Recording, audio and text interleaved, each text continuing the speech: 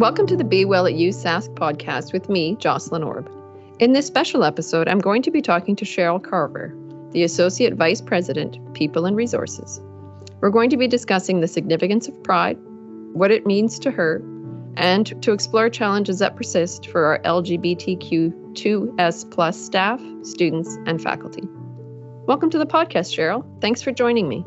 Hi, Jocelyn. Thanks so much for having me. Can you start off by telling us a little about your role on campus and how long you've been with the university? I'm happy to do that. I guess if I were to describe my role at the university, I'd say that I hold a leadership role in an organization where we have some, I think, intense and continuing change. In fact, things can change overnight, I think, as we've experienced through this global pandemic. In my role as a leader, I think I try to focus every day on the things that I think are essential to be effective in that role. For me personally, I think that's about striving to sort of unleash the potential of the amazing team that works for me. There's an extraordinary group of talented people. I strive to try to have their trust, to try to inspire them to be bold and creative in their work. I know over the last 3 months in particular, I've seen them rise to this incredible challenge that we're facing, the new normal that we have to operate in, and they've been doing some extraordinary things to support the campus community, to the staff, students, and faculty that we are accountable to. So that's how I kind of describe my role. If I think in more traditional terms, I guess professionally, I am an HR practitioner. I've been working in human resources for about 30 years. Today, I hold the formal title of the Associate Vice President of People and Resources. I started at the university about 15 years ago as a director in HR. And now in my new capacity, I work with a group of staff who support the finance, the HR, the safety and the procurement areas of our organization. And I certainly feel that my journey here at the U of S has been a rewarding one, and I've been grateful for a lot of the opportunities I've had at USask. Wonderful. Thank you for that. So my first question for you would be, how would you say the University of Saskatchewan, as an employer, supports staff members who identify as LGBTQ2S+? Well, if I think about my decision to come to the University of Saskatchewan, I personally made the move from a very comfortable job in a corporation in Toronto to a role in a post-secondary institution in Saskatchewan. And I was really excited when I made that decision about the opportunity to be part of an organization that I thought would be leading change for our community, a place that would be tackling the challenges for the LGBT community head on. I thought, how can you not go work for a university campus and feel welcome? Universities are, after all, a place of enlightenment, a place of progressive practices. In my experience in being part of the university, I think personally, I feel that I've experienced that reality to a great degree in terms of many of the people that I work with. But I also think that I've learned when it comes to workplace culture, we're not necessarily leading society. I would say instead, I think our university campus is simply a reflection of what's happening in the greater society. So rights for community members have evolved. I think acceptance and perceptions have changed. But I do think we face and continue to face many challenges. I think there is discrimination on our campus. I think people still face significant barriers, and all the issues that we see reflected in the news, particularly the news in recent days, exist right here. What makes the difference for me, I think, is at the university, we are acknowledging these kinds of challenges, and I think more and more we're having a meaningful dialogue about these inequities and how we can and must do better. Mm-hmm. I think it's also meaningful to me that I can be part of that dialogue in some small way. I can also work to support the kinds of change that is needed. All that being said, I do think there are significant things we do as an institution to support the community in meaningful ways. I think from the commitments that you see expressed in our vision and mission to the actions that we undertake. Actions like development sessions that we have for our leaders and our faculty and staff on issues like unconscious bias. The strategy development that is underway and action plans to support our EDI goals. Things like our strong anti-discrimination policy and the mechanisms to allow for a safe place for people to register their concerns and for us to investigate those kinds of complaints. We do engagement surveys to try to inform our future decision making. There are many champions, I think, and allies across our campus that I think are supportive of change. We have benefit programs that recognize LGBT people and their families, and you see more and more, I think, to have sort of gender neutral campus. So those are just some small examples, or lots of big examples of how I think as a university we are providing support. But having said that, I would just go back to my initial comments to say that I think there is more that we need to do. But the fact that there is acknowledgement of this issue and an important dialogue happening, I think inspires me to be here and to want to be part of that journey. Okay, thank you. I had a question planned a bit later, but it speaks to the work culture, and you've actually really spoken to it. But maybe it's more general. So how would you say the work culture has changed for people in the queer community over the last 20 years, like even before your time here at the university? What have you witnessed in terms of that cultural shift? Yeah, that's a big question. I think we could talk about that for a while. It's fair to say that our laws and our legislative frameworks that govern employers, both locally and even globally, I think have changed significantly. You see more and more countries that have laws that prohibit discrimination based on sexual orientation. I mean, here in Canada, we are grounded in our Human Rights Act, and that continues to be amended, I think, to be reflective of further recognition within our community. I think many employers have changed their view of what constitutes family and eligibilities for things like benefits. And I think lots of employers have introduced sort of non-discrimination policies that I think include rights and protections for people. That is new. I also see more frequently, I think, that corporations and institutions are putting in place strategies that I think provide a clearer vision and a leadership commitment to diversity and inclusion. That is something that is talked about a lot in the sort of networks and communities that I'm engaged in. A focus, I think, of a lot of those strategies and commitments is on education. It's on awareness, on eliminating barriers, on enhancing accountability, and I guess securing the value that diversity brings to an organization and the recognition of what that value is. I think people in general, more and more probably, at least I can say that, feel safer and more comfortable to be open about their identity and speak up when they see or experience problems. So I think there's been lots of progress, like at least from my reflections. Again, though, I think there are still significant issues, right? I think people still face the hostility.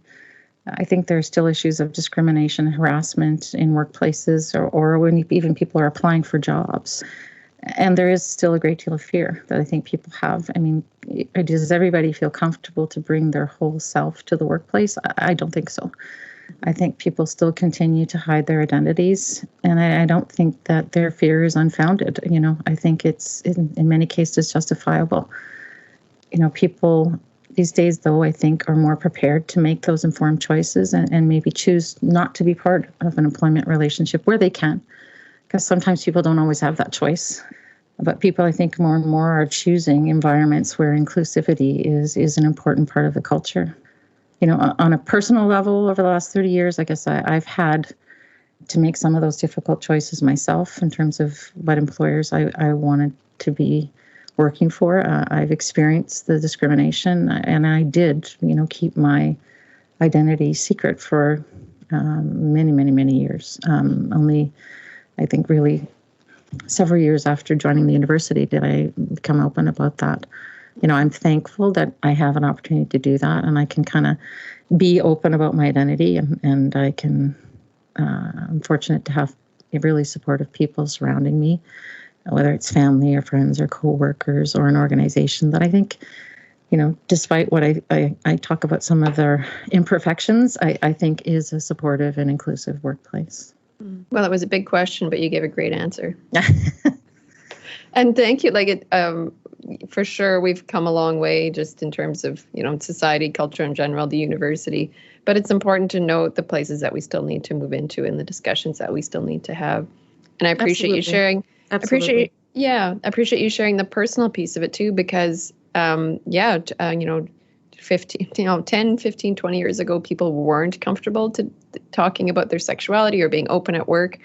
But then I think of what the impact that has on the women and men coming after them, and not having those role models, not having those people to look to. And now I feel like we're in such a better situation that way, being able to model that sort of behavior. And talking to one of the students this morning and how open and transparent he is and how it makes it so much easier for other students to approach him and ask him questions. I think you'd probably find the same way in your staff. And so I think, as I understand the challenges over the years of people not being comfortable sharing that piece of that really personal piece of their life, I think it's how wonderful it is that we can in this workplace and in this culture in this city is very supportive in most ways. It's draining from so many perspectives, right? I mean, organizations don't, as I said, get the whole person. Mm-hmm. And I think from a personal perspective, it's exhausting for people not to be able to sort of be their true self. So, no, I agree. So part of what we were talking about today is because it's Pride Month, right? So that's why the extra special episode. Right. So that is a piece of this. So I guess my next question would be, what does Pride mean to you? It's a two-part question. And what's the importance of the university and the broader society continuing to observe it? That's a challenging question, because I think Pride means so many different things to different people. I mean, I think you could ask 100 people and get 100 different answers. Mm-hmm. I guess I characterize it as many things. I think it's a time to celebrate. I think there's it's about fun and connectivity. I think it's also, though, a time to sort of reflect on the progress that we've made, and to try to celebrate that, particularly celebrate those people that I think are advocates for change and have been an important part of that change. I also think it's a time to pause and remember how much more we have to do. We're very fortunate, I think, and privileged in Canada in particular, because I think people, all over the world in our community face much more severe prejudice for simply being themselves, right? So I think Pride to me is a time to sort of recognize and celebrate that fact. I think it's important, even though we do have that privilege, that we come together sort of nationally, regionally, even locally here at USask to celebrate Pride. I think many people in our community still face the stigma and the bias and discrimination. And I think having people participate in Pride, I think helps to sort of amplify our voices and to ring out a call for continued change and to support this concept of acceptance. So I still think it's important. And until we all can feel that level of equality, I think Pride will always be relevant. So just in speaking to the growth of this particular event, and you've been on campus for a number of years and have probably either watched or been a participant in the Pride Parade, it's grown significantly, quite significantly over the last decade. And the university, so students, staff, faculty, and senior leaders in the last 2 to 3 years have significantly enhanced participation. What do you think the significance of that is? You're right. I mean, I have participated in Pride in Saskatoon for about 14 years. And I would agree. I think there has been a significant change, and particularly, as you said, in recent years. I think in terms of, what does that mean? I guess I would reflect a little bit on a story that my wife still tells. So we moved from Toronto to Saskatoon about 15 years ago, and she attended her first Pride Parade, and she tells a story about that still. I was away on business for that first year, and we didn't have that many local connections or friends yet. But she decided she was going to go and watch the parade. It was raining. So she had her umbrella. It seems that Pride is also raining in Pride Week in Saskatoon seems to be quite frequent. So, but anyway, she stood on the corner of a downtown intersection to watch the parade. And our only point of reference really for both her and I was coming out of Toronto, right? The Toronto Pride Parade attracts millions of people to that city from all over the world. And that was our only experience. And when she sat on that corner and saw sort of the small number of people participating, the random scattering of participants, most of who seemed sort of spectators by chance, she started to break down and cry. And then when she connected with me, she told me this story, and she said to me, she goes, "Cheryl, what have we done?" And I think that story always reminds me of why it's important, right? That local people, that local employers should come out and support the Pride Parade. Because I do think it sends, a powerful message to our community. I think it's a message of support, a message of understanding, a message of celebration, a message of acceptance, right? So, and it has an impact when I think about her sitting there on that corner, right? Yeah. So I think it's fantastic that people across the campus have come out to celebrate Pride, either by participating or by observing. It certainly means a lot to me, and I'm sure it means a lot to lots of other people as well.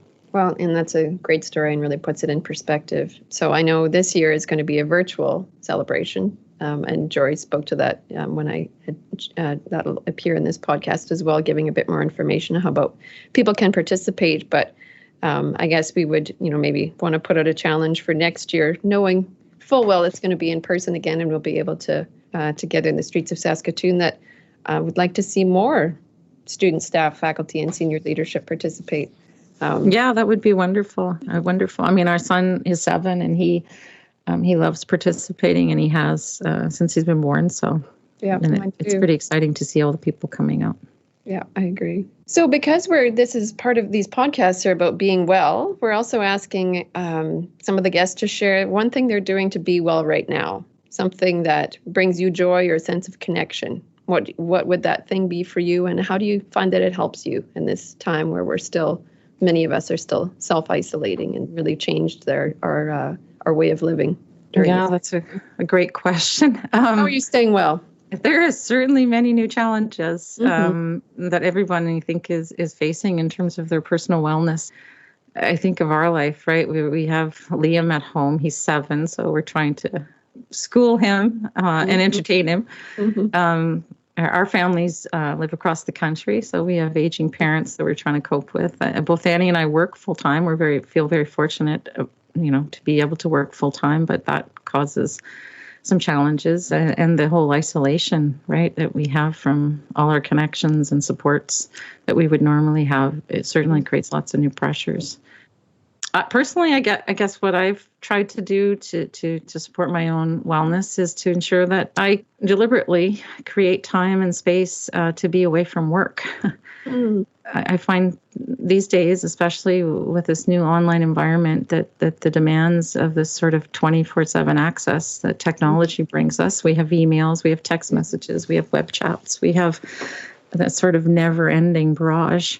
If we don't sort of carve out specific time and commit to that downtime from work, I think sometimes I feel it's hard to turn it off. Right. So my strategy is, to book that personal time into my schedule. I think I try to have morning walks with our dog. Oh, good. I try to make sure that, I have lunch with my wife. I try to carve out some time to maybe go biking with my son in the afternoon to help me sort of feel refreshed, to reground me and to really connect with what matters to me. So that's one thing I've done, I think is helping. Well, I think it's wonderful, and it's really positive for staff members to be able to hear that, to know that you've been that mindful about it, and I hope that you can stick to it most days. But that's a really good example for other people to look to. That's great. So is there a final thought you'd want to leave listeners with in relation to either to wellness or to, pride or about the queer community, anything that we've talked about so far? Really, I think, I mean, just a thank you to all of you for doing this. I think this is an excellent way to share experiences and again, to continue to grow understanding, because I think that often is the key to change, is making sure that we focus on awareness and education. So I think this is a great way to do that. And I want to thank all the people that are involved in doing this. And thank people for listening. And also just to say to people, I think, be safe and take the time to take care of yourself, because I think these are very challenging times and we have to be deliberate about that. So thank you very much for talking with me today. Well, I appreciate that. Thanks for taking the time to talk with us and to being so open and sharing yourself. That's it makes interviewing and talking to people much more interesting and engaging for the listener, because you've been really quite kind to share of yourself in that way. Oh, thank you very much, Jocelyn. And thanks to everyone out there for listening to the Be Well at USask podcast with me, Jocelyn Orb. And thanks again to Cheryl for joining me and sharing. Please check in again for further episodes and more content related to being well. Please subscribe and share this podcast. You can find us on multiple platforms, including Spotify, YouTube, Google Podcasts, and Apple Podcasts. We'd also love to hear from you. Please post comments and questions, and we'll look to include them in future episodes. Also, if there's someone you'd like to see as a guest or a topic you'd like to see us cover, or even a reaction to an episode you want to share, please write to us at bewell.podcast@usask.ca. Until next time, stay safe and be well.